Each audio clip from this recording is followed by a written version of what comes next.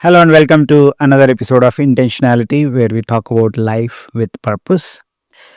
There is a saying or maybe stereotype that Gen Zs they don't understand pain. They don't want to take pain and they don't have clarity. Today we have a guest who is a Gen Z who can endure pain or willingly chose to endure pain, and also he has a lot of clarity, and then there is that huge wisdom in that little head. So let's pick his brain today.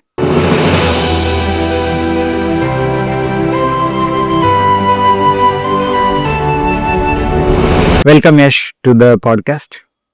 Thank you for being here. Such a pleasure to be here. So, you were born in Bangalore, but your roots are in Punjab. So, tell us more about it, your childhood. I was born and brought up in Bangalore itself, and schooling was also done near my house, and I've been a Bangalorean throughout. You speak Kannada? I understand Kannada, and I can manage in situations, but not very fluently. Yeah. So, did you also study 10th and 11th, 12th here as well? Yeah, so I studied in National Public School in Indiranagar from KG till 12th. So, one school. Yeah, one So, school. so there was no need to travel. So, you're not experienced traffic of Bangalore? I mean, traffic of Bangalore experience now when I joined college, because that was when I had to travel 16, 17 kilometers away from my house all the way in Mysore Road.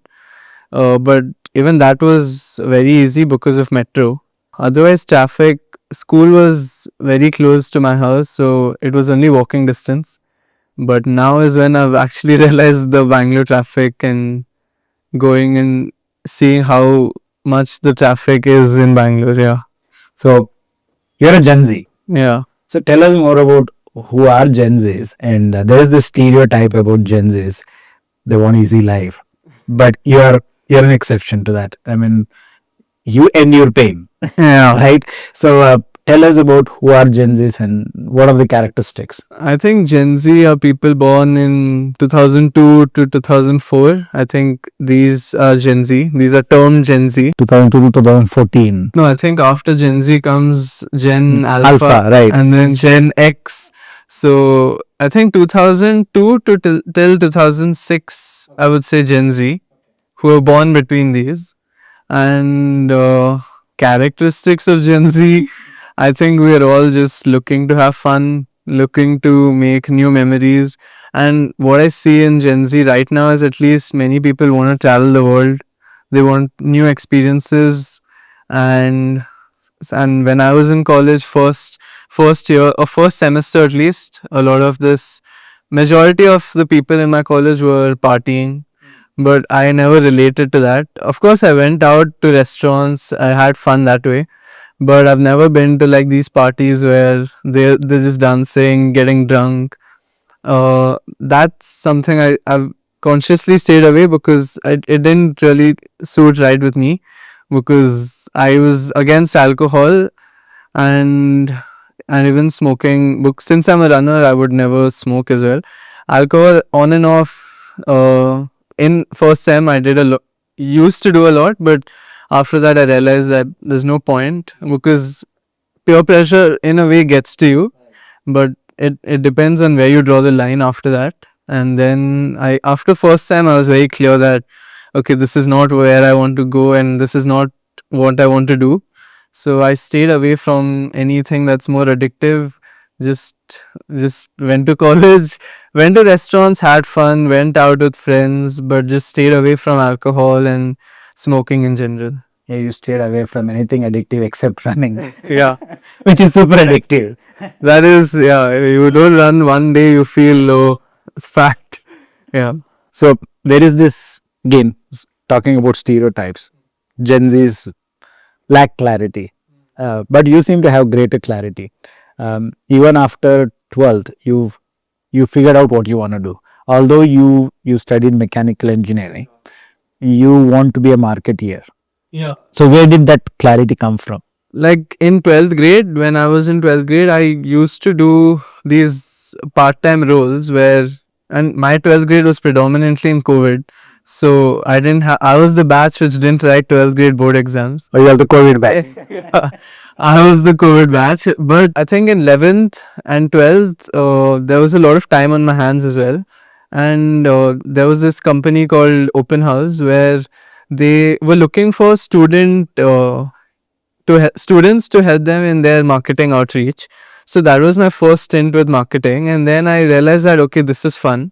And now I've realized that not only marketing, like marketing or finance or anything in like the non-technical domain is something where I find some sort of relatability as well as happiness in trying to figure out the problems and solutions to those problems.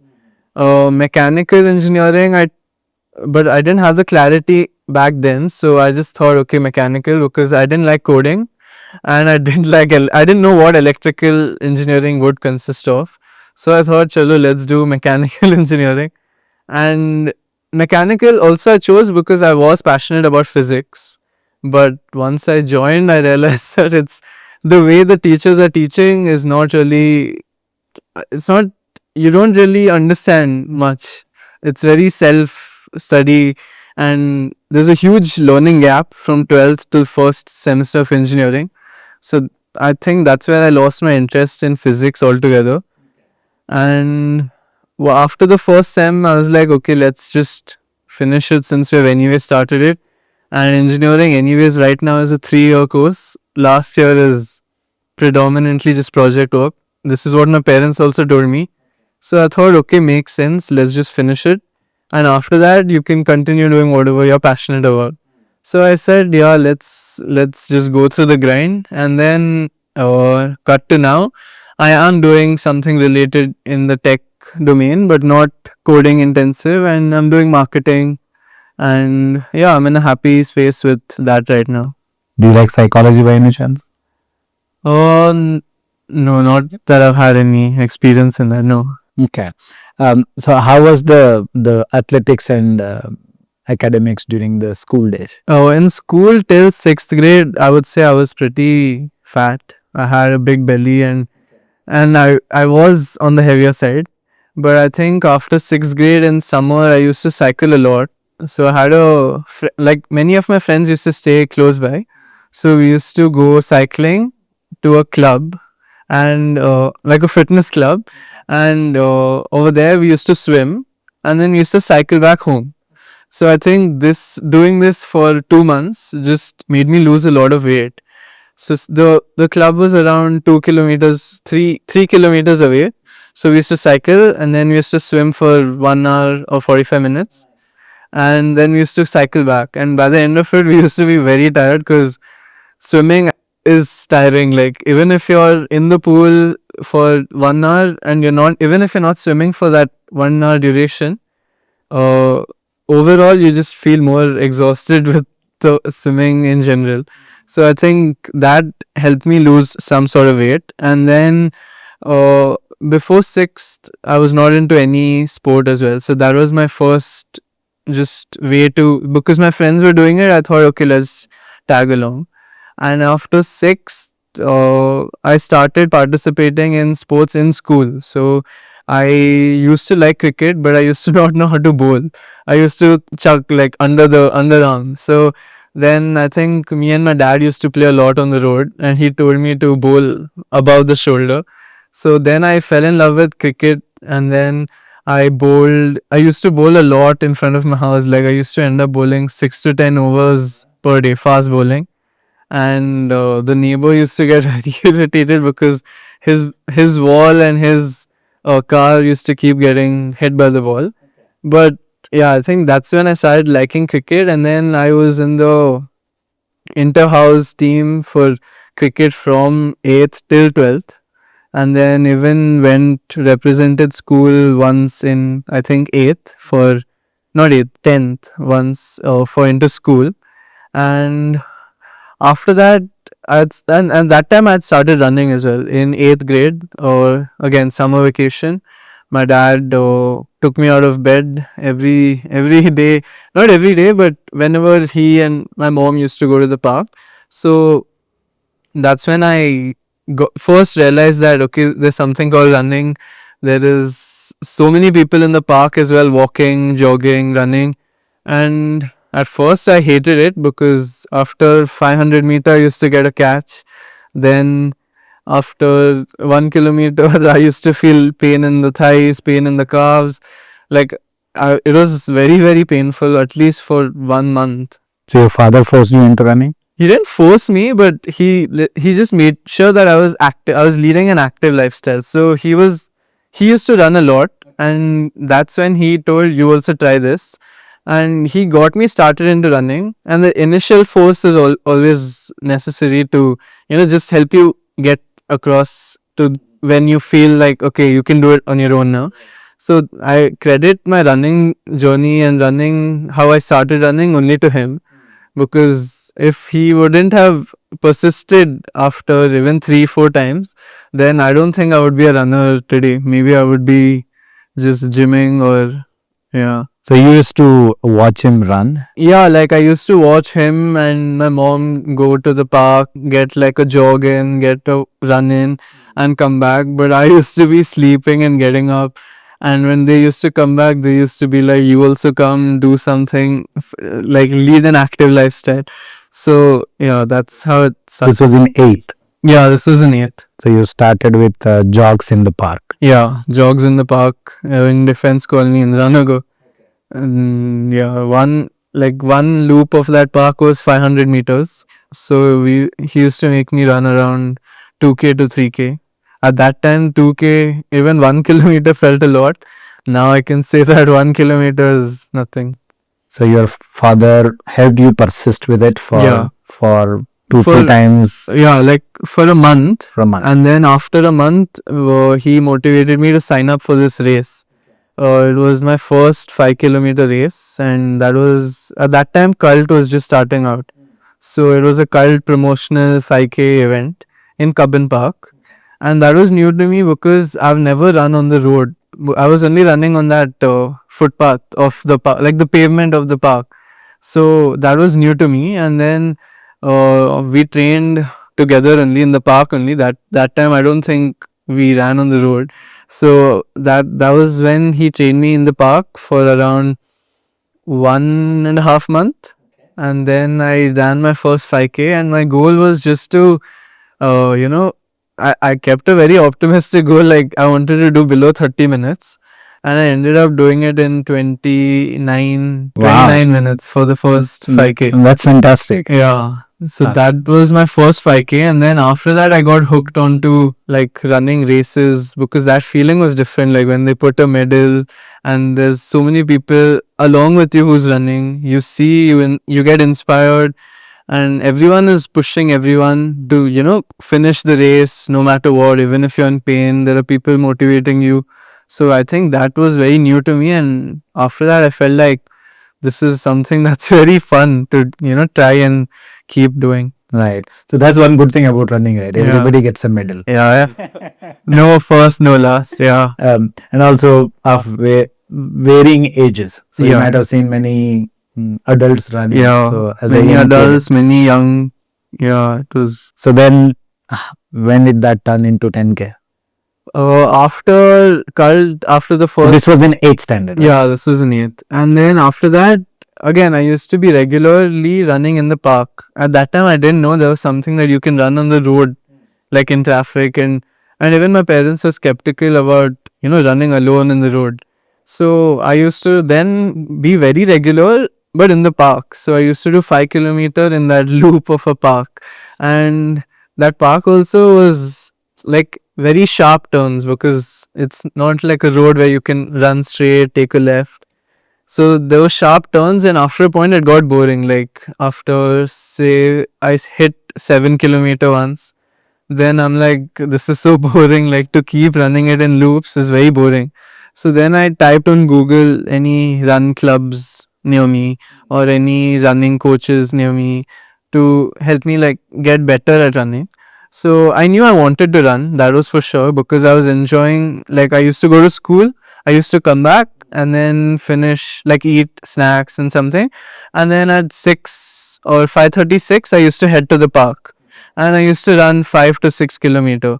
And this was, I was doing this very regularly. How often did you? I think I used to go around 3 to 4 days per week. But I used to do the same kind of run, like just distance wise. Like I used to do, okay, today 5K, then again tomorrow 5K, then again, like there's like, now if you see, there's a lot of variety in my training, like so many different types of workouts.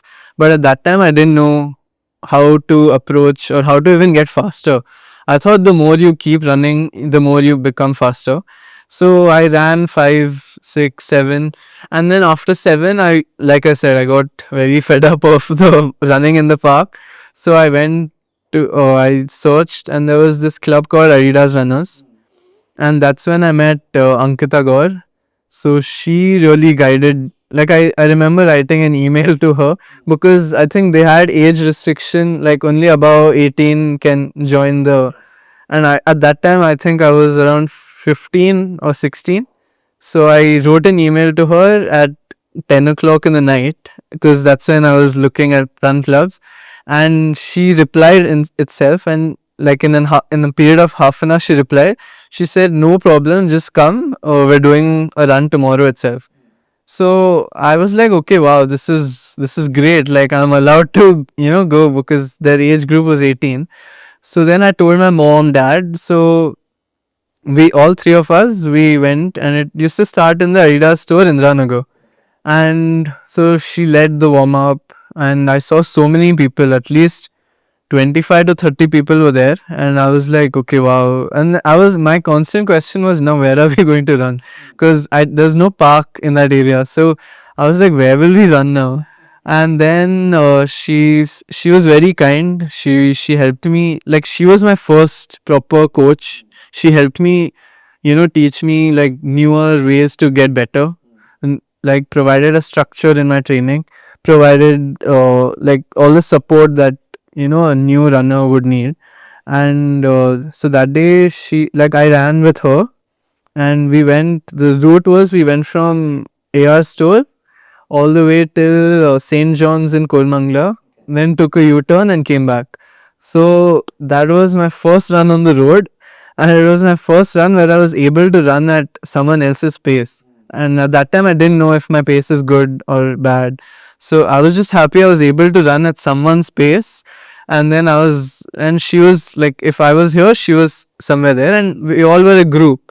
So that was my first experience with road running. That was my first experience of completing a proper, first road run.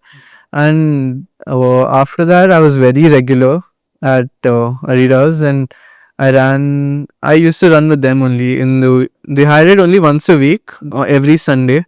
So I used to go to those events and just take part. And also, more than that, it was just seeing so many people show up at 5:30, 5 a.m. in the morning was so nice to see, because you think that no one will be running, and then when you go out of your house and you see like the roads are filled with runners. So, and everyone encourages everyone. So I was the youngest there, and everyone was so supportive. Everyone was giving so many tips. It was like an overload of knowledge. Yeah, that was a good time. Yeah, runners can't stop talking. So you're in 9th standard by this time? I joined AR, I was in 10th. 10th standard. Yeah. Okay. But 8th to 10th, I was only running in the park. So 10th is that age, at that age where you are supposed to focus a lot on studies because because of the board exams, right? So how did you manage running as well as studies? Yeah, like my parents will be better to answer this, because they were fed up. Like at this point, I reached a point where now I was focusing more on running rather than studies. Okay. And then they told me that, listen, like that is important, but even studies is important, and 10th is very important. So you really have to focus on your studies as well. And so they told me like to not go for so many events, like just reduce the number of events. You run near the house, near the park, that's not a problem. But like going to all these events wastes like a considerable amount of time. Like for me, if you get up at if you have to reach that 5, you have to get up at 4. Then you'll sleep at 10, and your whole study cycle gets somewhat compromised. and when by the time you come back, it'll be around 8, because you'll be talking to people, you'll take pictures, then you'll eat dosa after the run or whatever, and then once you come back, you'll feel so tired because you ran 10. So all that was impacting studies for sure. So then they told me, don't go to AR for a while. So they didn't stop me from running, they just stopped me to go and like, because a lot of time was getting wasted in that. And even in terms of sleep, I was sleeping very less because I was studying till late, and then I was getting up early. So like overall my body was not getting the actual rest it should have. So in 10th grade they reduced, I reduced going to these events and even the races, but I kept running a lot. Like that was my stress buster. Okay. Yeah. How did running help you in studies? Oh, it just gave me like clarity and just gave me that presence of mind. Like when when you're studying and learning so many formulas, so many chapters day after day, and when you run, it just clears your mind. You don't have to worry about anything. And it gave me like, even though I was tired when I had to start running, I was so tired because of the studying throughout the day, but once you start running, you feel so energetic and it doesn't feel tiring. And then you feel like you could just go on forever. And I think that gave me a lot of clarity. Like post run high, that also was so nice.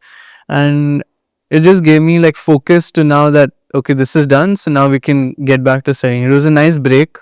And anytime you sweat, you feel good about yourself, like you've burned so many calories, you feel accomplished after every run, and you feel like different from all the other people in your grade, because no, I'm sure at that time I don't think there was, maybe only two other friends of mine were running.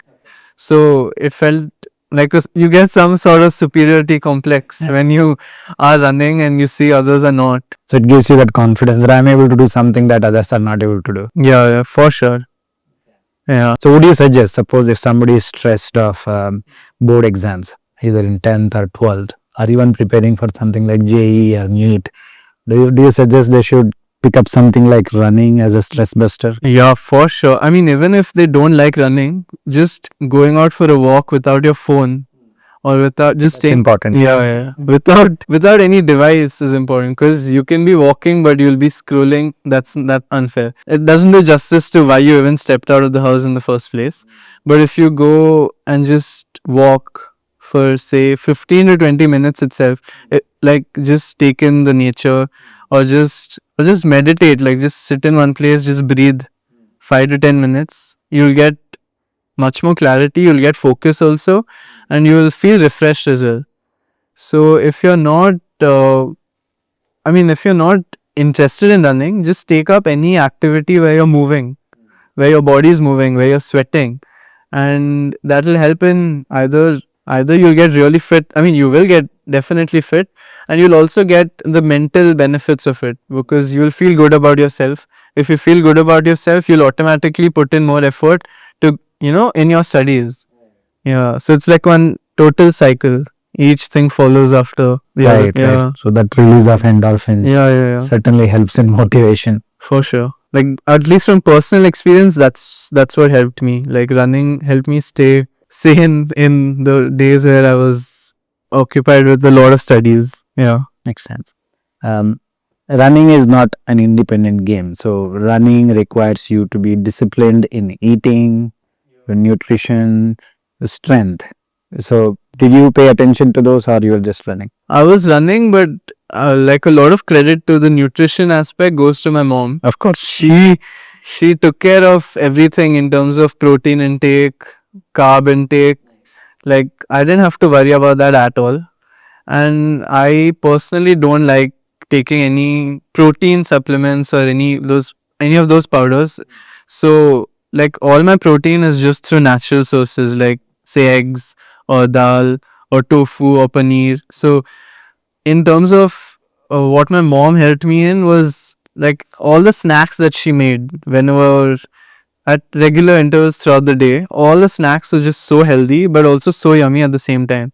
So it was a mix of like a fruit salad, when I would have come back from a run, or like homemade peanut butter, or paneer and tofu, like tofu with idli, mix with, yeah. So these are just some examples, but yeah, I think she's just taken care of my nutrition from when I started running till now.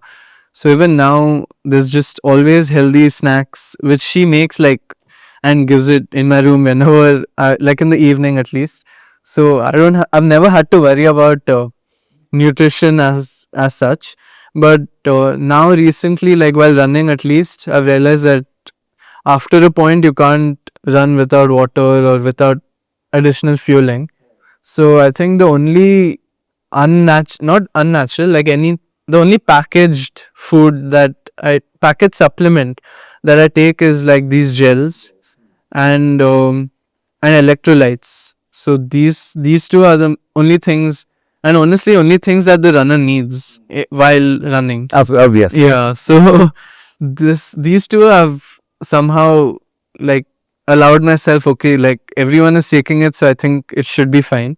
And I personally haven't seen any side effect, but I'm very skeptical to take any sort of powder like creatine or protein, because Where did you develop this thought that, I don't want supplements, I want to stay natural?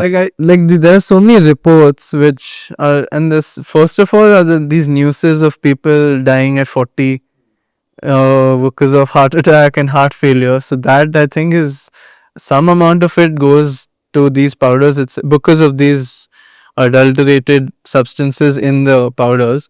So that is one thing that's really scared me.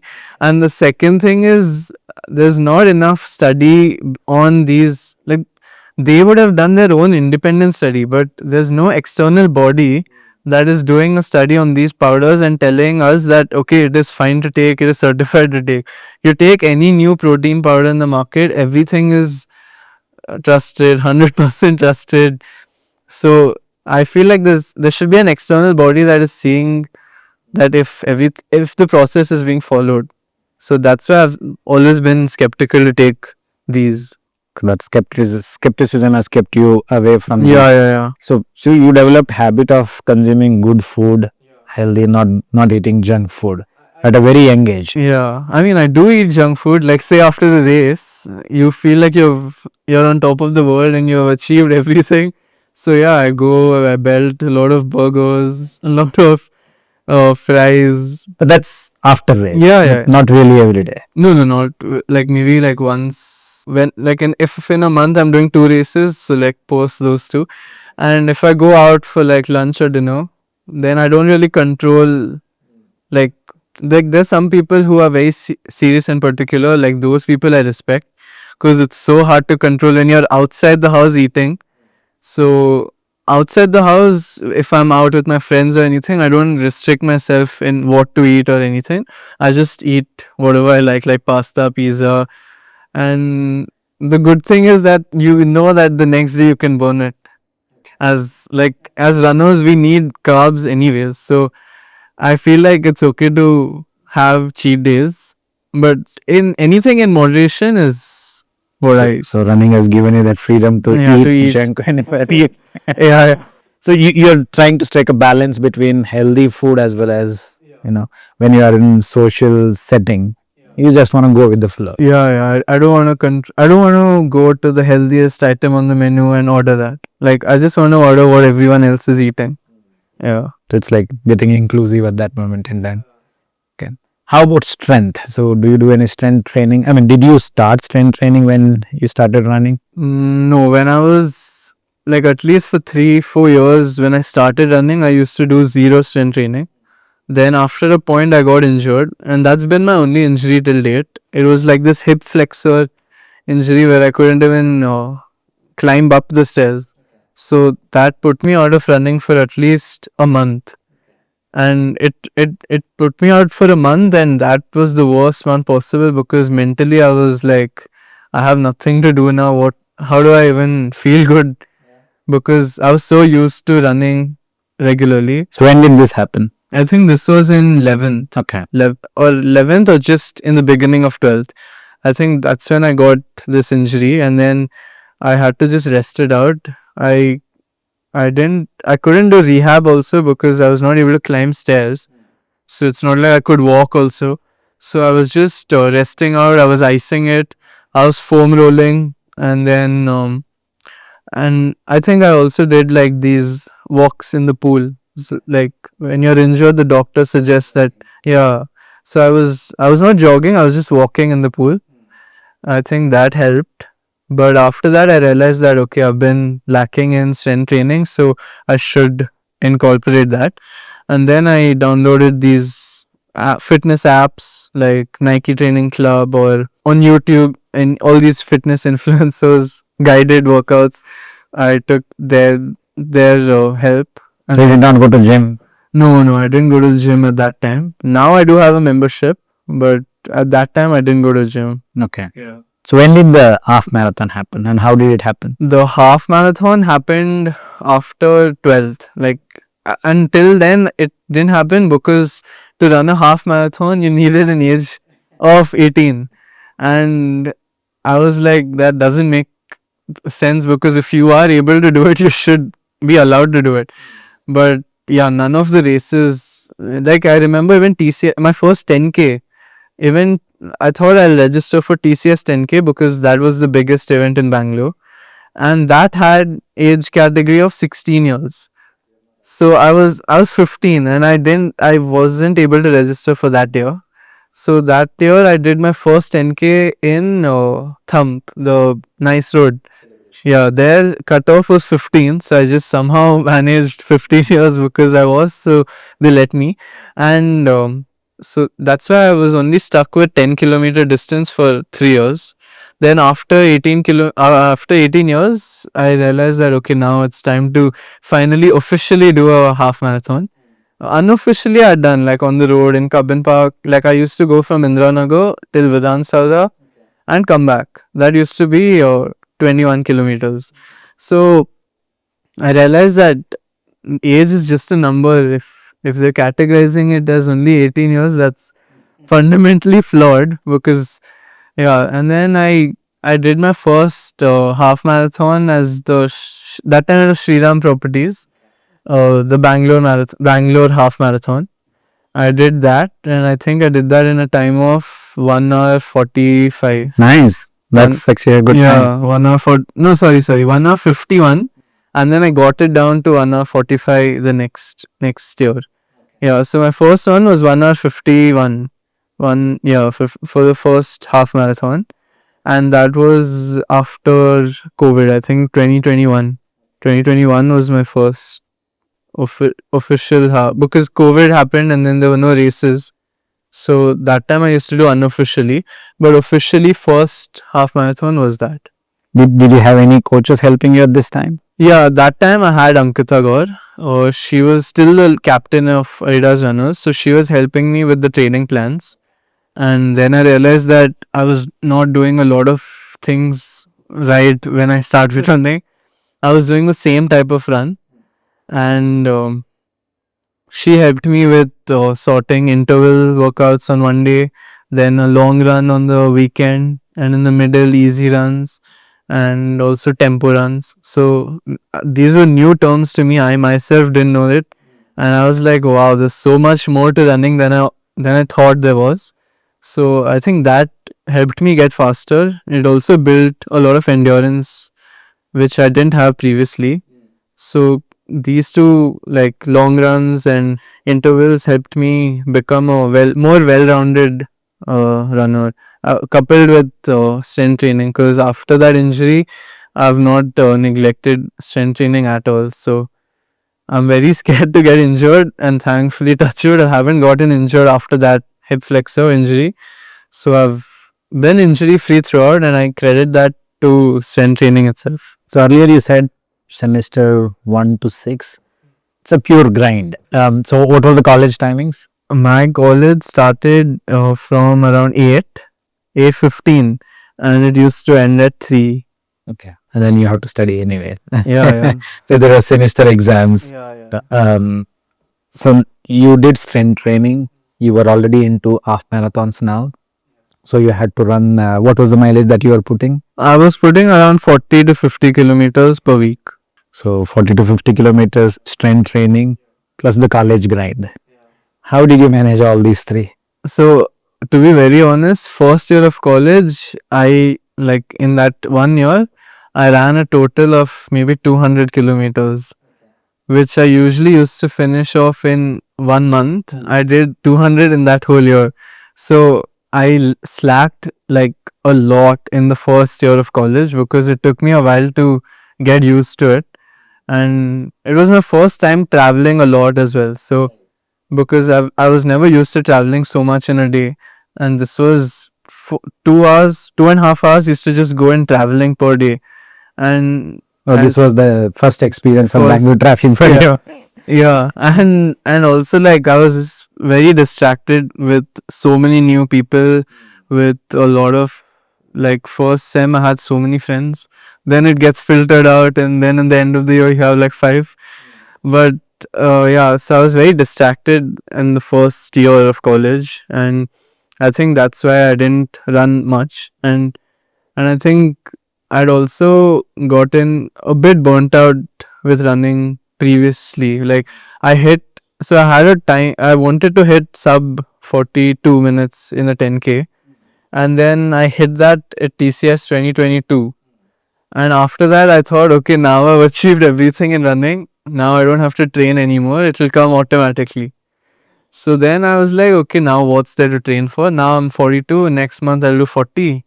So I was fully overconfident, and then I thought, okay, now I don't need to train anymore. So then I stopped training after that, and after that I got lazy also, and that was my first break from running. Like I took a 1 year break where I mean I tried running, but I don't know how I could only run 200 kilometers in that one whole year, and that's when I'm sure it would have been a busy year yeah, with new busy college, year new friends. also, and like I used to go out a lot. I used to eat out a lot because new friends. Every day, someone's birthday. Someone is celebrating something. So I think first year was that 1 year where it went haywire. Then I got back onto track after since the since the second year. So how did you manage the load then? In second year, so in second year, I think I realized that first year was very bad, and then I thought the only way to get back to running is to just register blindly for some race. Let reality only hit me with what my fitness level is at. So I registered for this Puma 1/8 run, and my timing was 55 minutes. And I was under the impression I'll be able to do it in 45 or 40 sub 50 for sure. And then I realized that no way. After 5 kilometer, I was cramping. Yeah, that was a reality check. And then I realized that okay, now it's time to get back to work. And then after that, I again started building mileage, building proper training, and that was a time when I was coaching myself. So I just wanted to, so like with coaches, it's like if you don't follow what they're saying, then you feel very guilty because they're taking out a lot of time from their schedule and they're giving you a proper training plan. So the least you can do is to follow it. But I kept on faulting in following it. So I thought, okay, for a while, let's just do it without a coach. Like, let's just enjoy running as a sport, like as a peace of mind. Like, I didn't want to race. I just wanted to get back into running properly again. So I was just doing easy runs. I was doing base building again. Then after a while, I was like, okay, let's start doing the speed work. Let's start doing intervals. And if you've been in running for more than 2 3 years, you know pretty much more or less whatever you need to do to get back on track. So I thought, okay, let's add in the speed work. Let's add in a proper training block, and let's target again the Shriram property Wipro half. And then I trained for that for 3 months, 4 months on my own. And then I finally ran that, and I did that in 1 hour 47. So then I thought, okay, wow, this is good because from 55-minute 10K to again coming down to sub 5 minute, like 5:10, 5:5 pace per kilometer for 21, I felt like okay, that's good, like I'm moving in the right direction. So then I coached myself only for the next few years, until I came across Vikas sir of he's also part of AR, and he is now, like, I've been training under him since last year September. So he trained me for the Mumbai full. That was my first full, and then from there till now I've been training under him. So tell me about Mumbai Marathon. How did it go? Yeah, Mumbai was my first. So you were still in college, right? Mumbai, yeah. So I this was in seventh. yeah, seventh sem. So Mumbai Marathon was like, it was always my dream to run a full marathon, and I kept postponing it because I wanted something to look forward to, like, that I haven't achieved yet in running. So I was happy doing 21. I was happy doing all the 10K races, and I was pretty much running almost every every running event in Bangalore. And finally, like, after the half marathon, I was like, let's do Mumbai. So the half marathon in Bangalore happens in August or September, and then I was like, okay, now let's target Mumbai full marathon. And then like, I didn't know it takes a lot of training. I mean, I knew it takes a lot of training, but I didn't know the duration also needs to be at least 5 to 6 months to have a proper training block for a marathon. So I started in October or September. So I had only like 3 months: September, October, November. No, I started in October. So October, November, December, and then Jan was the race. And then I I thought, and earlier I thought, okay, I can maintain easy like 6 pace at least, because that time I was running 10K at 4:30 or a half marathon at 4:40. So I was like, okay, I can easily do 6 pace at least for a marathon. And then I was very overconfident, and Vikas sir kept telling me it's not something you can just go and do. You need a lot of training for it. Then I said, okay, so you can please like coach me now, and because I've never trained for a full marathon. And then he sent me plans per week, and it was also the first time I kept falling sick week after week. So like, and that's why I kept missing my long runs. So I used to fall sick around Thursday, and then my long run used to be on Saturday. So I used to still have a cold. Then I couldn't. I used to do 10 to 15. But for a proper marathon training, you need at least 30 to 35 kilometer on the weekends. So I was not able to do those long runs, and I was only doing I was doing 20 to 25. But yeah, like, those are the mistakes. Now looking back, I can clearly see like what went wrong. And also, like, my body was not able to take the training load also. Like, I was, because of the high mileage, I was falling sick, and then because I was falling sick, I couldn't like do the long run. So now looking back, I think I should have structured it better, and I should have taken care of sleep. Like, I was not sleeping that well also because I had college, and I was doing a lot of things at the same time. So I was not able to balance everything. And then but yeah, I still felt like Mumbai Marathon, I can do it at 6 pace or 6:30 worst case. And then I was optimistic. I went, so it happened in 19 Jan. I went with like many friends. 2024. Yeah, no, 2025. 2025. This Okay. this year. This year. Okay. And I went with all my friends, but they all were doing half.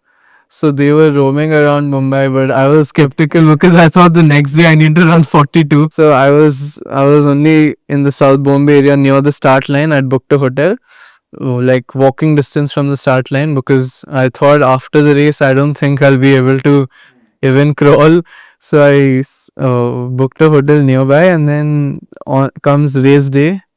I I I when I entered like wave A, so like they have these different waves based on your timing submitted. So I was in the first wave, and while we were going in, I like, it hit me like that I'm actually doing a full marathon, and everyone here is doing a full marathon. And it's one of the most crowded races in India. So I didn't think it would be that crowded, but when I was walking, and I was like, this is a lot of crowd, and it's almost intimidating to see so many people, and Like everyone's talking, everyone's excited, but I was just so like I was feeling really nervous and scared, which I usually don't feel before any race because you're doing it because you like it. But here I felt scared, I felt nervous, I felt like pressure also in a way that what if I don't finish? Then this whole thing is a waste. And I'm not this. Yeah, this is like I've never done something this far also. So then I remember starting, I started nicely. Like I started conservatively. First kilometer though I did it in 6:30 pace. Like I wanted to take it very slow. And then by the time I reached the second kilometer, like I started tearing up. Like the enormity of the whole event like hit me. And I'm not someone who really like cries or feels emotions like in such a harsh manner. Like I feel it and then I accept it and I move on. But this was the first time like while running I was tearing up. Like yeah, I've never experienced that feeling. So I was so overwhelmed with the distance, with the marathon in general, and with the number of people. So like I think that was just my anxiety or everything just coming out, and I was crying for like 1 kilometer, and then after that I'm like, okay, now it's you like we move ahead. And then I was going very well with till like 25, 26, and then I hit 30, and then everyone was like at the 30th kilometer you'll feel like you'll hit the wall. Right. And then at around 30 or 29th, like after some U-turn, like there were these police officers as volunteers. And after that, I remember I couldn't see anything. Like everything went hazy. So till the 30th kilometer, I was maintaining a pace of 6:15, 6 normal, and some even faster, like 5:40, 5:30. But at the 30th kilometer, right before the 30th kilometer, I felt like I couldn't see anything. I started feeling dizzy, and then I just went to the footpath, like where there's a railing to just hold something. And then in a marathon there are like these hydration points at certain points. So in the 30th there wasn't, and the place where I felt this, there was no hydration support. So I asked like the police, there were 3 police officers there. I asked them, can you please give me some water? And they rushed to get water. And by the time they could just get the water for me, I had just collapsed on the side of the road. Oh, okay. Near the footpath. And after that, I was just lying down there for at least 5 to 6 minutes. Then they asked me, do you want the ambulance and like support to take you back? And then one thing was clear to me, like mentally was like, no matter what, even if I have to walk or just like drag my leg across, I will somehow finish no matter the time. Even if I'm the last finisher, I don't care. I just need to finish. So then I told them, no, just somehow lift me and just put me on that road where everyone else is, and I'll continue walking. So then they first fed me water, and then they gave me like orange. They had oranges, they had salt. So they just put like a lot of salt in my mouth, and then they just carried me like two of them carried me and put me on the road again. Then I had one gel, and then some little, like it felt a little better, like some sort of energy was coming back. And then I started walking, and after a while, like I thought, okay, now let's start running. Like I have some sort of energy. Then the first step that I take, I feel a pain in this muscle, like right above, like over here. And then after that, I'm like, no, not now. This can't be happening now.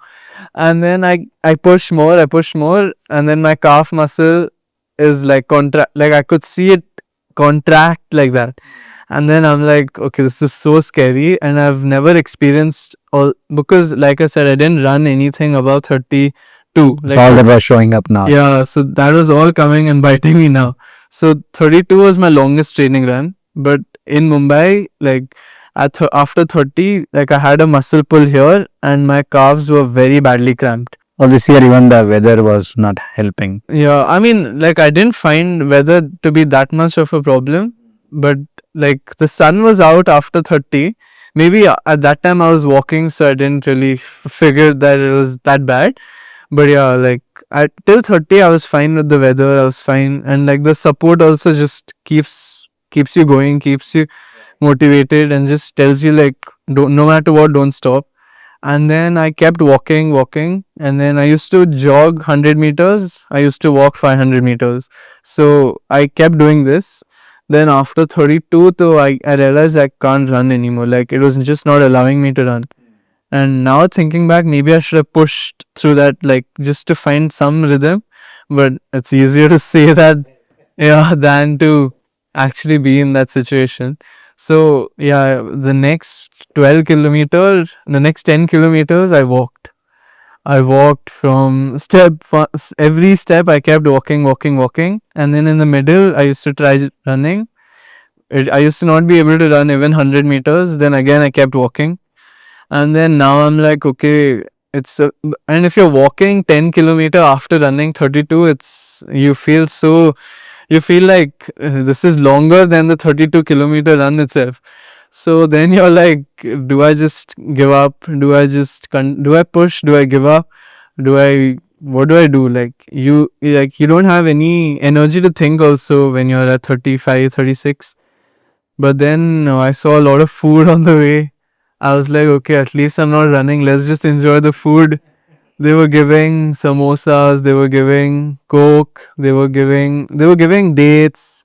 There was one old uncle and auntie, they were giving vada paos, like homemade vada paos. So then I just enjoyed the food, and then at the 36th kilometer I met another person who was also struggling, and then I was like, okay, if I find someone else, then we both can somehow talk to each other and finish it. Like the distance might not feel that long. So then that was one bond that was made right at the 36th kilometer, because we both understood each other's pain. Until date, like after the marathon, we caught up, and then even now, like we're very tight friends. Like that was one like bond that we both, because at 36 we both were out. He was not able to walk. I was not able to run. We both were just dragging each other to somehow finish. Then they had like on the road they had these sponges, wet sponges of water. So like every I stood there for 10 minutes. I'm like, bro, just give me all the sponges you have. I kept putting water on myself, like to just stay awake. And then I kept going step by step, step by step. I reached 40. Then everyone's energy at 40 is so high because they're pushing you like go go. You're almost there. You're almost there. And then I somehow like mustered the courage to start jogging. Then I was jogging after 40, like I somehow jogged. But like at that point I didn't care about the pace, I didn't care about who finished in what time. I was just happy I'm alive and I'm able to push through. And then like together, me and like my friend Akshay, like we both crossed the finish line in together, like in 5 hours 38. That is some resilience, right? Yeah, I mean, it's very easy to give up, but you guys had the resilience to finish it. That was the most longest run and the most torturous I've ever felt. Yeah, I mean, the lack of the Training, yeah. long runs might have caused this. Yeah, Now, definitely. couple of questions there. One, so if somebody is in college studying, would you suggest them not to do a marathon 42.2?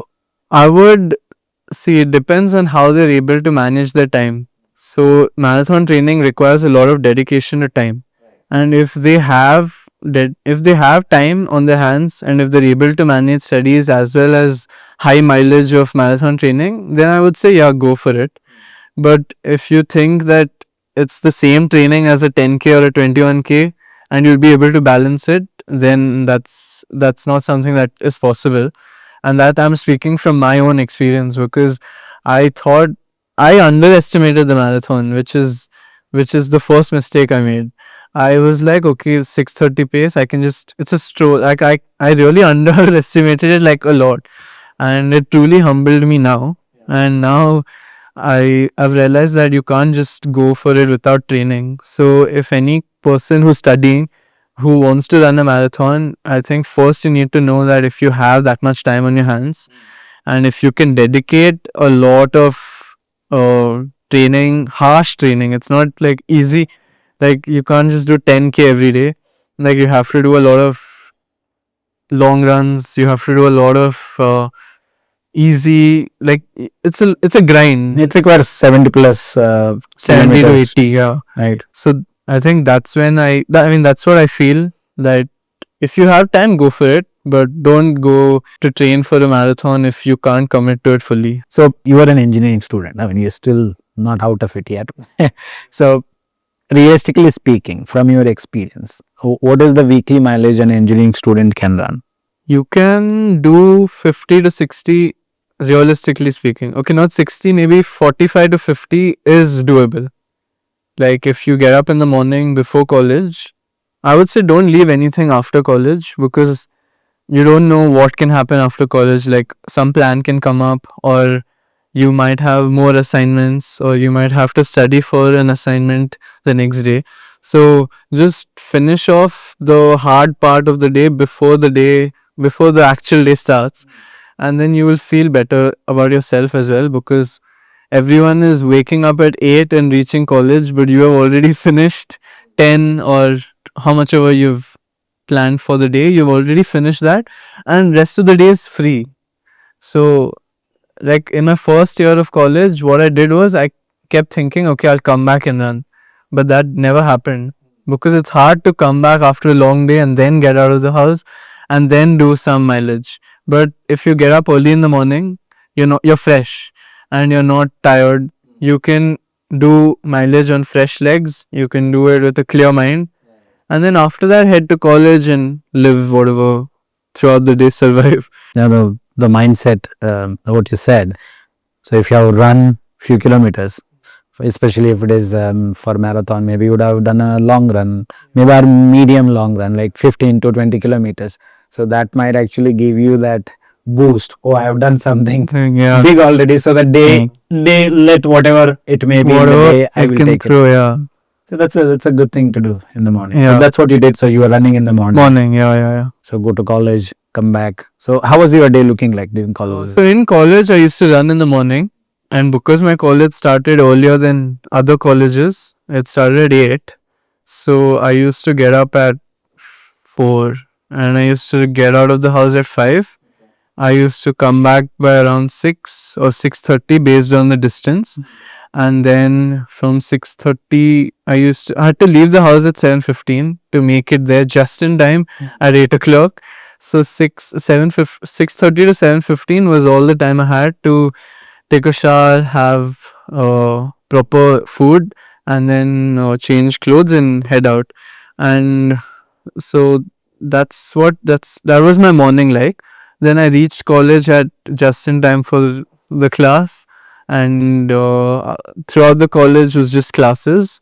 Then after college used to come back, and if there were submissions like lab record or all that, like we didn't have that much homework as such. There's no, like, in college there's no homework but just assignments. So like that also was very like periodic assignments, so you knew when you have to work. So after college I used to go to the gym, or I used to cycle, but now I've lost touch with cycling. So yeah, mostly I used to strength train after college, because that is something is like I can't neglect. I wouldn't neglect it. Yeah, so that was my daily routine. And after after strength training, come back home, uh like do focus on those written assignments or some submissions, and then sleep. How about your friends? Did they find you boring because you are so disciplined? I mean, if I had to go out, I would make sure I fit in everything in a way, so I never missed out on going out with friends. And they didn't find me boring. They were just in awe about how I can fit in so much in a day. So they were thinking, even we have 24 hours, even he has 24 hours, and he's able to do so many Yeah, things. yeah. That's a good feeling, isn't it? Yeah. And even like when you just reach college, like you see sleepy faces from hostel. They just walked and come. But then you feel like, okay, wow, you have done so much more than. And sometimes you feel like you're doing an unpaid job with running. Like you feel like that is more taking up more time than your actual college or actual job. Yeah. Yeah. But it boosted your confidence Yeah. and it helped in a way, For sure. right?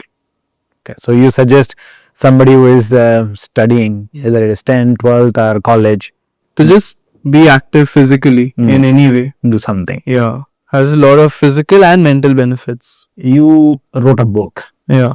When did that happen and why did you think of running?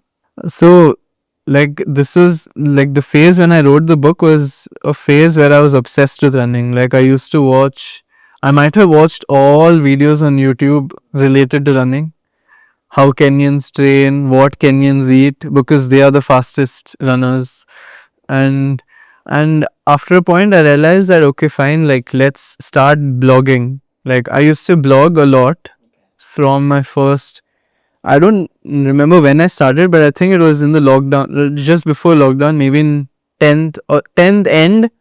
I think 10th summer vacation and 11th, because 11th I had like ultimate freedom. No one really does any studies in 11th. So 11th I took a lot of time out for running. I took a lot of time out for blogging, and I focused on writing blogs. So 11th I used to blog a lot about my journey, about different races, or about my emotions, what I felt during this particular race, or how mindset is crucial when you're taking up running. Because if you have a casual attitude towards running, it might not you might not last long. So like that's what I feel. And so this was in 11th where I was just blogging. I used to post it on WordPress, and I used to get all my friends to read it. Family, like I used to circulate it on all WhatsApp groups, all of my friends. And then COVID happened, and everything was shut. There was even more time in hand, and I mean, of course, 12th grade was there, but there was the like everyone was saying that mostly board exams will be cancelled, citing safety concerns. So I was studying. I mean, you can't risk it in 12th, because what if the board exams do happen? So I was studying for 8 hours, 8 to 10 hours per day. And after studying, I used to work on this, because at that time you couldn't even run because there was lockdown. So I had to find some sort of escape from this monotonous study routine. So I used to focus on blogging more. But then I got the idea, why not combine all my blogs into one book? And that time my intention was not to sell it. Like I just thought, okay, maybe like few years down the line, I can look back, I can read, and I can say that I have a book published. My name is there, my thoughts are there, and I thought I'll keep it for myself as a nice memento and a feel good factor whenever I'm low. So that was my purest intention, to just get it for myself.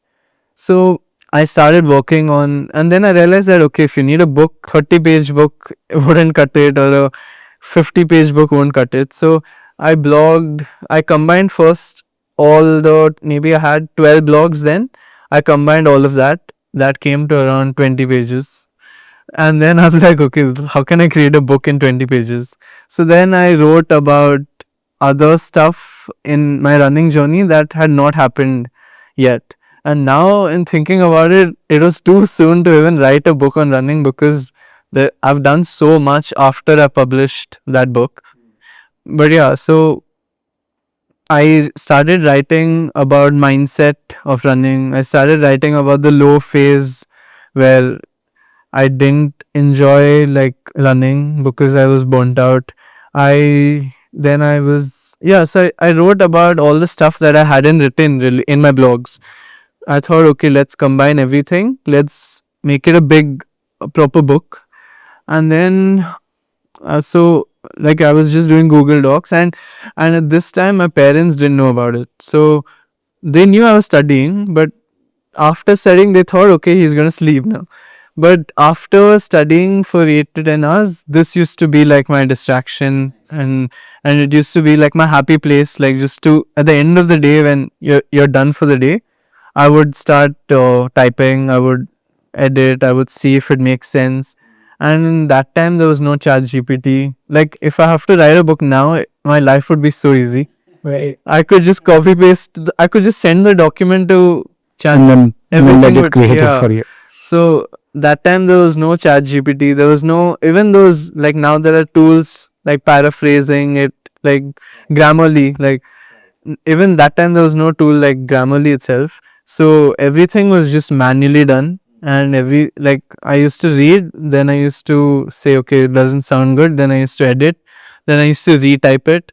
So this took place for a period of 1 year, and one year like at home properly every day night. So, and this also included like those blogs that I'd already published on WordPress. So combining that plus new content, and then after that you can't just randomly combine it. Like there needs to be some sort of structure. So creating that structure, then creating uh like article, like chapter wise, breaking it down and seeing that it, okay, like if I read it as a whole, does it make sense? All that took me around 1.5 year totally. And then I was looking at, now okay, now where to get it published, like how does that work and all that. So then I came across these many sites like which have self publishing option, so you don't have to pay them anything, and they'll publish your book, they'll post it, they'll upload it on Amazon as well as on Flipkart, and whenever an order comes, they'll print on demand and they'll send it across, and they'll give you a royalty, and they'll take like 75% or 80% of the commission per book. And so I use the self publishing process. I uploaded the manuscript onto their. It was very self-explanatory. You upload the thing, then you choose your book size, you choose the book thickness, then you choose the cover page, designing cover page. I took help of like a few designer friends of mine who designed the cover page, and inside the chapters, everything that I only took care of. And then finally at the end, and I didn't want to publish it without showing it to my parents. So I thought like I'll surprise them that I've written a book. But then I thought that if the book is already published and then they see it, and then it doesn't make sense, like if it's not nice, then that will be little sad. So like my dad has always helped me from, like, the when I was a child, he always sat with me on English, he sat with me on like confidence speaking, and like even debates. Like he helped me draft a lot of debates to and for against the topic, whatever.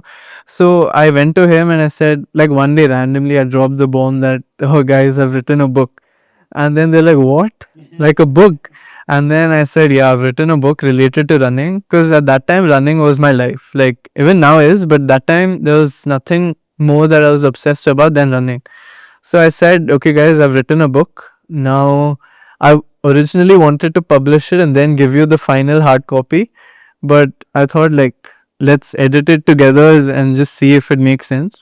So then my dad, first of all, he said, amazing. Then, second of all, and then he said, but all this in 12th grade is not ideal. Then I said, no, I was doing this only after studying throughout the day. And then he sat with me, he edited, like he changed the wordings, he changed a little bit of structure, and like he made it more presentable. Like the original content was the same, just the wordings were a little bit, he made it a bit more presentable, and he made it look like the chapter names also, mine were a bit long, he made it concise. So he preserved the originality of the content, but like he made it more presentable. So then finally I said, then he finished editing it, then he gave the final document to me, and then I put that on to Notion Press, who is the publisher, and uploaded everything, and then they said you can choose the price of the book. I chose, at that time I chose it at I mean, I didn't want to sell it. I just thought what will be affordable to me. So I said 220 just sounds good. So I made it 220. And then after 2 3 days, like when it got posted on Amazon, I was like, now since anyways, like I've done this, I've put in so much work. Now, like, why not like promote it and see if anyone wants to read it? If anyone wants to like see what my journey has been with running so far, or if within the running community itself, if anyone wants to learn about running.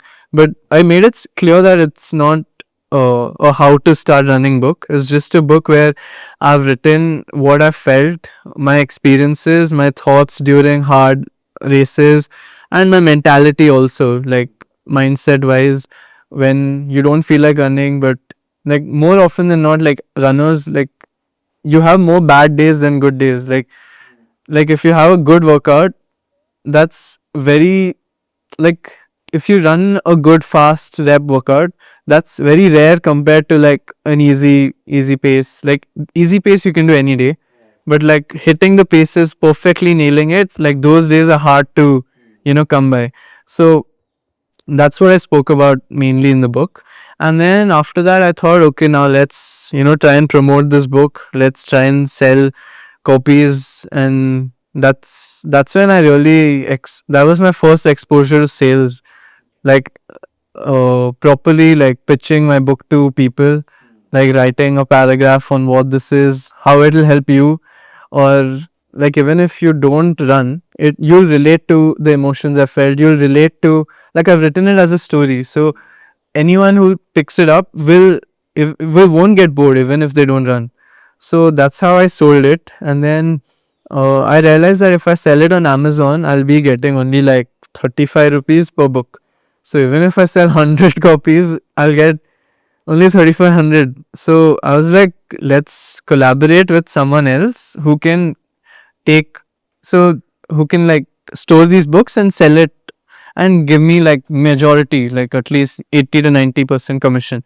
So at that time, I had another friend of mine. He was running this e-commerce shop website, and on that he used to support small businesses, like who who are not like much high listed on Amazon, but want to sell their products. They have like a catalog and they want to sell, like say like there were people making natural soaps, or there were people making, like there were girls making like earrings and like small businesses. So I was like, dude, let's put my book also on this, because if I had to buy this book for myself, I could get it at a subsidized cost. So for me, if I had to buy it, I had to pay only the printing charge, which was around 50 or 60 rupees per book. So I ordered in bulk. I ordered like 60 copies. Now thinking about it, that was very overconfident of me to buy 60. But yeah, I bought 60 copies and I kept it at home. And then I told my friend to list the book onto the website. So even if you see now, like my like on Amazon, the number of people who have bought it are very less, because I've promoted this book only on that e-commerce website. So over there, I used to sell it at 250, and then like shipping and was an additional 50. So I think it used to come to 275. I think, if I'm not wrong, like if someone ordered from there, and I used to get 220 per book.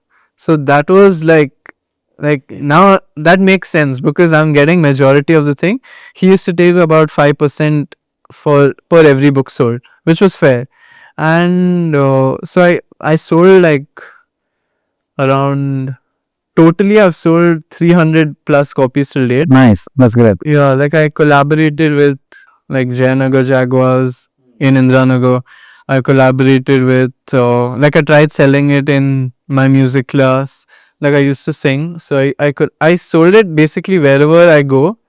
And like in Diwali time, I used to put it under like a bouquet or something and give it. And then so I basically marketed it like crazy. I pushed people to buy it. I think I might have oversold it also, like it to an extent where it might have been annoying for another person. But yeah, overall I think I've received like amazing feedback on the book. And Now that e-commerce website is no longer existing, so now all the sales comes through Amazon. But yeah, I mean, not really worried about the money aspect. And then that time I was excited because I was young as well. I was like innocent, naive, and yeah, so I managed to sell a lot that time, and then I made a good amount of money for a 11th grade, 12th grade, 11th grade person, and then yeah, so that was just the whole book. So you say that you moved from performance to peace. Did that happen while writing this book? No, it didn't happen necessarily while writing, but I just felt that every race I ran, I was getting a PB, and after a while, I was not getting any more PBs. So I was like, what am I doing wrong? Then I analyzed like all these athletes who are elite. Like even they are not running their PBs every races.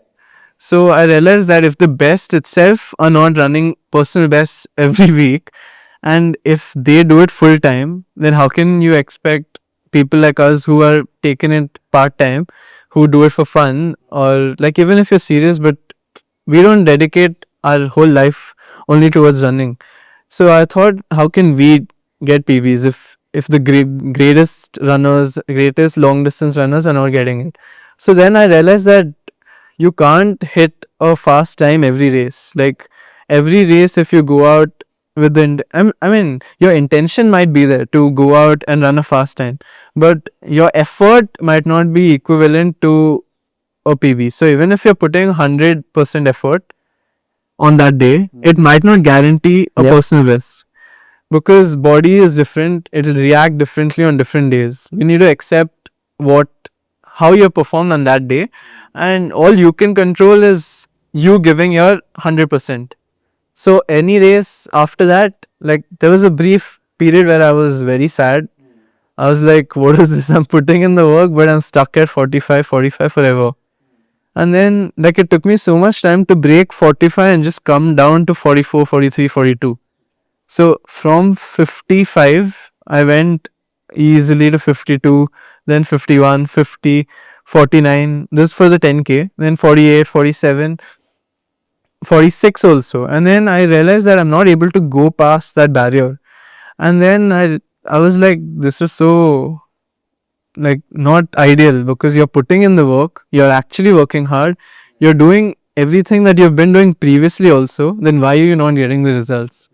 So then I understood this whole concept that you can't really keep getting, like you'll improve but up to a point, and after that you have to be happy with what your level is. But that doesn't mean you stop running or you stop push trying to push yourself, because like how Kipchoge says, no human is limited. So even if you think this is your final limit, there is always you can always hit a PB even after that, whatever timing that you've been chasing forever. So for me, I stopped chasing fast timings after a point, and I feel like that gave me a lot more peace. It gave me a lot more calmness. Like I earlier, I used to treat a race where I didn't get a PB as a failure, and it kind of got toxic also because everyone around me, if you open if you open Strava on the day of a race in Bangalore, you see someone set a PR in 10K, and then I used to keep wishing I wish that was me. And then like I started comparing myself to others. I started comparing that if he's doing the same workouts and if I copy his workouts, then I can also get faster. And then after a point, I just shut everything up, and then I was like, okay, this is really not healthy because one, you're going to start hating running if you keep doing this. Second, you might just get injured because you're unhealthily trying to push your body over the limit. Like if you're supposed to do one speed workout at a time, then you can't do one speed workout and then again next day do a speed workout. Like you need to give time to Right. recover. So then I realized that this is unhealthy and I stopped chasing fast times. I was just happy enjoying running, and if I get better in the process, like that's amazing. But I'm not going to run with the sole intention of getting a faster time in the next race. Like obviously the goal is to put in the work to get a fast time, but you need to know why you're running. If you're running only for a fast time every race, then after a year, you're going to fizzle out, right? Because only in the first year when someone starts running, you see every 1 month you'll get on PB, and after that you're pretty much flat, and then there'll be peaks and valleys, but pretty much flat throughout. So I said that I'm going to enjoy running now. Like, I'll train very well. I'll put in the effort, and I'm sure if I put in the effort, I'll get to fast times. But if what say like let's say if I don't get a fast time, doesn't mean I'm going to be sad about it. Like, that was one thing that really helped me. Like, and that's why one reason like I'm still running, because I don't care about those times anymore. Like, earlier I was obsessive about those times. Now I'm like, we're doing this to enjoy, first of all. And if you add a stress of, beating a limit, beating a time, then you're adding more stress to your life than it already is. What if someone asks you this question? If it is just for joy of running, why should you run races? Because in races, you feel like, see, if you run on the road, you won't feel like pushing. You'll be like, okay, like, why should I push when I can just run around, say 10 kilometers and come back? But in a race, you feel like giving your best. And when you see everyone else who are trained and who are coming to the race to run their best, so you get motivated by other people around you, and you also feel like, I think for runners like us who are not elite, we feel elite on the day of the race. So we feel like, okay, let's try and think the way elite athletes think, and let's try and give the best, because elite athletes, their main day is the race day. Like, that's the day they have to show who they are. So I think that's the logic I use. Like, on a race day, like, there are some races that I do for fun. Like, I don't worry about pace. Like, I just go for eating whatever is on the route. Like, if you're doing a fast time on a race, then you can't really waste time eating everything on the route. But there are some trail runs like the BMF Bangalore Mountain Festival. Those I just do for the experience of, running through mountains or running through those trails without worrying about timing, because timing doesn't matter over there at all. So I do these road races only to feel, like that medal. You feel like, okay, you ran your best. Camaraderie. Yeah. And it's kind of maybe like an exam. Yeah. So you put in all Yeah, the yeah. work, so you want to test whether that is working or not. Makes sense. Talking about mountains. So you say you love mountains. So you did Kashmir, Great Lakes, and there are many other hikes that you have done. So what is it about mountains? You just feel at peace with nature. You feel like there's a bigger force around you that, it's so beautiful. Anywhere you look, there's just big snow cap. Like, I went to Kashmir, but I've also been to like very high altitude in Himachal, like Spiti Valley. And Spiti Valley was very like close to my heart, like that trip, because it really helped me look into myself. It helped me feel things that I've never felt before. Like, I felt so calm. I didn't care about, like what food I was eating, or like if there was no proper bed or anything, because in those areas you don't get like luxuries like how you get in cities. So, like, earlier I used to be like so skeptical with my parents to like, why are we staying in such a bad place, when whenever we go anywhere in a city like Goa or like on a proper vacation, we stay in such, good places, but why in the mountains we can't?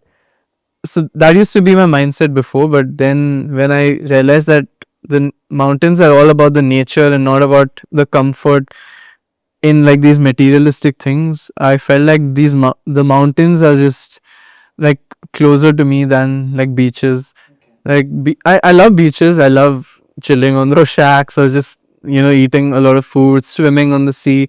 I love that, but mountains just make you work hard to get there. Like, to just reach somewhere, you have to trek so much to get a view. And that is something I felt like even in Kashmir Great Lakes trek, which is like hardest trek in Kashmir.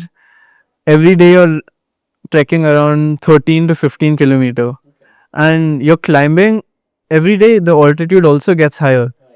So at the end of day one, you're like, okay, wow, it was peaceful.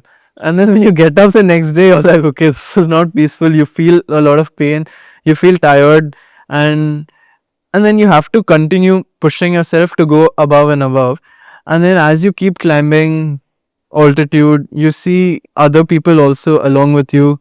You feel like, okay, we're all collectively suffering, but in that collectively suffering, no one's like talking loudly. No one, everyone is in their own zone. And then you're looking at the scenery around you, you're looking at water which is so clear. Like you actually feel refreshed when you're walking through all this. Like in Bangalore, if you walk through a park, there's so much pollution around it, so you don't feel that, fresh. But when you go to like these mountains where there are no people, almost like no cars, no, like in the higher altitudes, like no cars that much, no pollution, then you feel like you're breathing such clear air. Your whole body is feeling better than it's ever felt. And then you get a lot of clarity in like these situations where it's so, like, you almost feel pure, and you feel like with that force of nature, if that makes sense. There's something bigger than you. Yeah. Okay. So, for Ayush, the human being, what is the North Star? Where do you want to go? What is that you want to achieve? I think I want to just inspire people to take up running.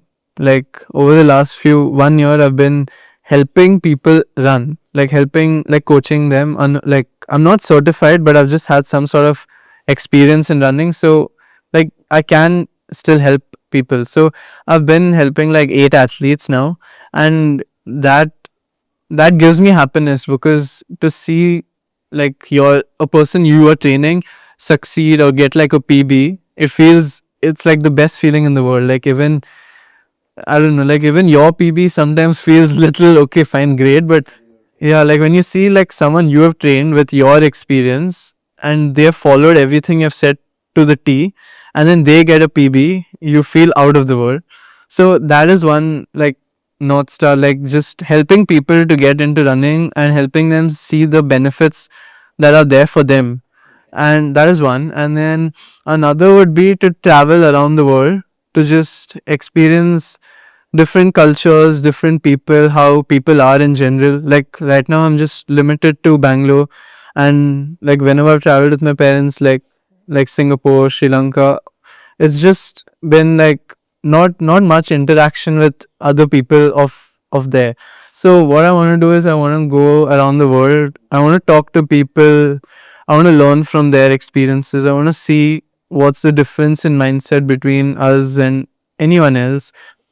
And while doing that, I want to run races in every country wherever there are good marathons. Not only the world majors, like I want to run like these trail runs which are very very scenic, like in Thailand or in even in like Switzerland. Like yeah, so I want to travel the world, but I also want to like run wherever I travel. And yeah, I just want to be moving throughout, but not like stay, like I don't want to stay in like one place. Like I want to travel everywhere, learn a lot. Yeah. Okay. So, also you want to leave your footprint wherever you go. Yeah. By running. Like I just want to collect like one souvenir from every place. So, you want to be a running nomad. Yeah. Correct. So, with music or without music, how do you run? I run without music. Why? I feel like music with running is like, for me personally, I've always found more peace running without music. I know so many people who can't even take a step without music, but I've never really, like, I used to try running with music, but I used to get bored. With music, I used to get bored. Contrary to other people, but I like listening. So because I run in the morning, there's no traffic. I can hear my breathing. I can hear my steps, like my footsteps on the ground. That gives me more satisfaction, like that rhythmic pounding of your leg on the pavement for how many kilometers you have. That gives me more. That's music to me more than music itself. I listen to music apart from running, but while running, I don't. I had an example. where I was running a 10K race, and I set a proper playlist to match everything. But when I started running, like I was like, dude, what are these songs? Like, why am I listening to this at the third kilometer? So I actually get irritated when I run with music, and it just makes me feel like, okay, just I don't want to hear sounds when I'm running. It's better to run like freely, at least to me. And I get that time with myself also. Like you can think about whatever you want to. You can just zone out in one zone and just continue going on forever. So yeah, without music for me. Now, see, I feel there is a lot of maturity already there here.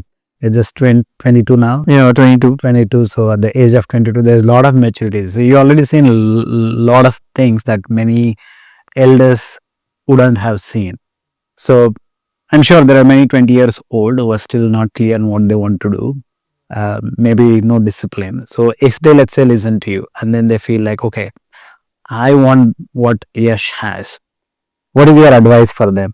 My advice would just be to find what works for you, because what works for me might not work for you. So like if I like running, that not necessarily you will like running. So just find a way where you can escape away from gadgets, preferably, because like I know a lot of Gen Z people who escape from the real world and go into video games.